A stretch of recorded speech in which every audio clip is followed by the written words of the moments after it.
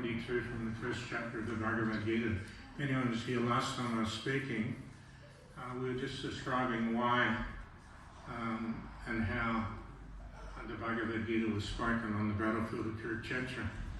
It's a good place to start. Unless we put some context around what's happening, it's very hard to grasp the later verses. Just like I think most of you have been coming for quite some time. Can anyone here? Yeah. Can anyone here tell me what the name Krishna means literally? Not devotees who have been practicing for years and years. Yes, Carl. All attractive. All attractive. That's one quality of Krishna, but that's not what the name Krishna means. Can I give someone a hint? Yes, give them a hint. G-O-D? Yeah? No? Krishna means all attractive, reservoir of all pleasure. You were right, Colin. But the literal meaning is reservoir of all pleasure. So actually Krishna is a reservoir of everything, including pleasure. And when we connect to Krishna, we feel that pleasure. It's the natural dharma of everyone, and dharma means the innermost propensity of everyone to serve somebody or something. I think Bob Dylan wrote a song once, you got to serve somebody. So whether that somebody is your mother or father or your children, your teacher or your employer, you have to serve somebody. And if you haven't got anybody to serve, usually you'll get a cat or a dog or some other animal, and you'll serve that. It's like I was experiencing this morning, walking around the kitchen, and Chris's cat was like, meow, meow, feed me, look after me. So this is the tendency, everyone has to do some service.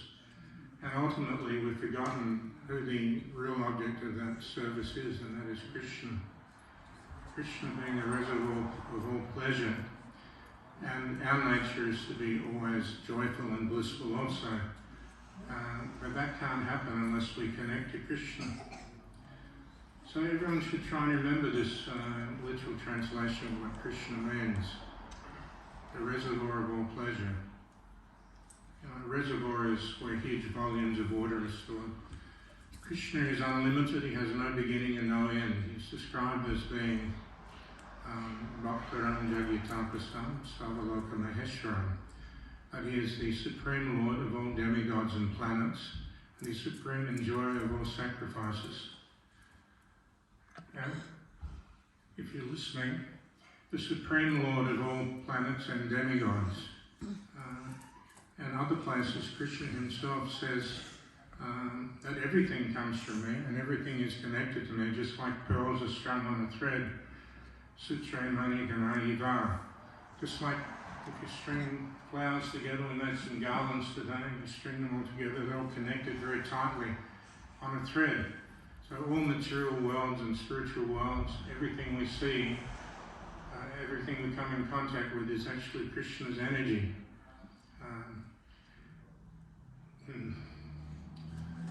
So when it's connected to Krishna, when that energy is connected to Krishna, then we feel transcendental pleasure. But if it's disconnected, like we are in our present state, then we don't feel pleasure. We're serving what is called Maya, or illusory energy of Krishna.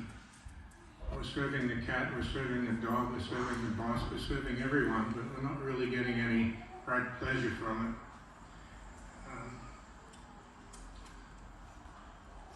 So, one time Srila Prabhupada was on a morning walk in Hawaii. And this is Srila Prabhupada here, our spiritual master, founder of Acharya Viscon. He used to go on a morning walk. There's a funny story behind that also, but I won't tell that. So he was walking along in a very aristocratic style, with his head tilted back, planting his cane in the gravel. You can hear it on the tape.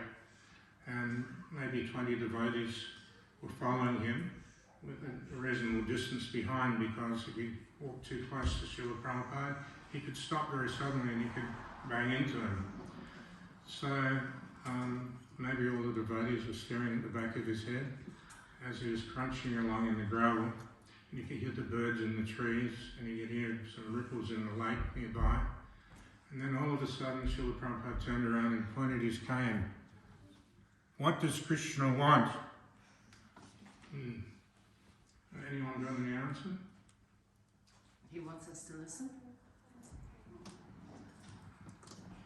So one devotee piped up with the correct answer. Srila Prabhupada was very happy. He said, Krishna wants every living being to go back home, back to Godhead. And Prabhupada said, yes, thank you very much.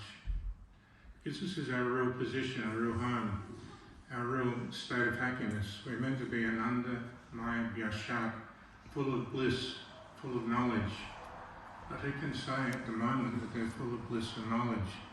By serving Maya, Krishna's external energy, we actually become miserable, and Maya is not a very good mistress or master, however you like to put it, because, as Krishna says, that Abrahma Lokana Bhuva, that every planet in this material universe is a place of misery wherein birth and death take place.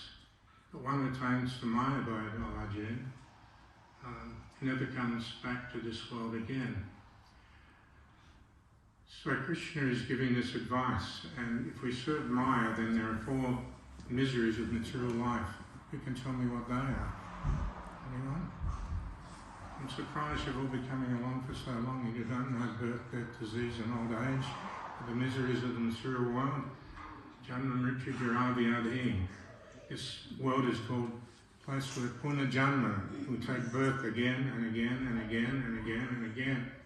According to our karma and our desire, we're taking birth again and again.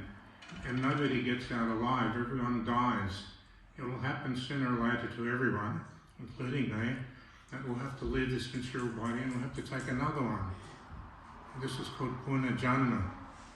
Again and again and again, taking birth.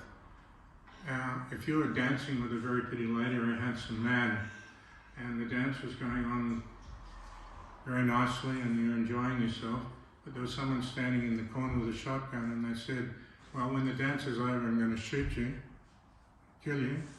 Will you be enjoying the dance then? This is the position of every living being in the material world. It's that sooner or later we have to leave this body and we don't know where we're going next. According to our karma, we'll get another body. If we've been very sinful, then we'll get a very low body, like, a cat or a dog. And we'll have to work our way back up to the human form of life. The human form of life is a special benediction because we have enough intelligence to ask the questions, why am I here? What am I doing here? What's the purpose of life? Where am I going? These are real questions. When Sanatana Goswami met Lord Chaitanya, he said, people call me a learned man. I know so much philosophy and I've studied so much, but I don't even know who I am. So we're not these bodies. We're not the person, we are the person in the body, but we're not the hand, we're not the leg, we're not the head. And when we leave this body, we'll just be a lump of meat lying on the ground waiting to be eaten by other living entities. And we will be going somewhere else. And the people who've related to us all our lives, they won't know who that person was that left the body. They've related to the body only. This was Mr. John Bloggs or whatever, and he worked in as a mechanic and he had 3 children and blah, blah, blah. But they didn't know who the person in the body was. So we're all spiritual identities, and Krishna says that Ishvara Parama Krishna Satchidananda Vigraha Anadi Adi Govinda Savakarana Karana, which is what Brahma says. But he says that Krishna, Ishvara Parama, he is the Supreme Personality. There is no one greater or equal to him. He has no beginning and no end. Anadi Adi Govinda Savakarana Karana. And he's the cause of all causes. So unless we know who Krishna is, what is the point of reading the Bhagavad Gita? If we don't know, what is the point of offering flowers and water and leaf if we don't know who Krishna is and why we should serve him? So this is the point, is that everything in connection with Krishna is also Krishna. And the battlefield where this battle took place, and all of the people mentioned in it, are all connected to Krishna, and therefore the Bhagavad Gita is a very special book. There are two kinds of Vedic scripture. There's Smriti and Shruti, or that which is spoken by Krishna himself and that which is spoken about Krishna. And the Bhagavad Gita is directly spoken by Krishna. Bhagavan means God, and Gita means the song. So Bhagavad Gita means the song of Krishna, and it was spoken on a battlefield 5,000 years ago. The battle was between two sides, the Kurus and the Pandavas. They were both relatives. The Kurus were headed by Dhritarashtra and Duryodhana, and they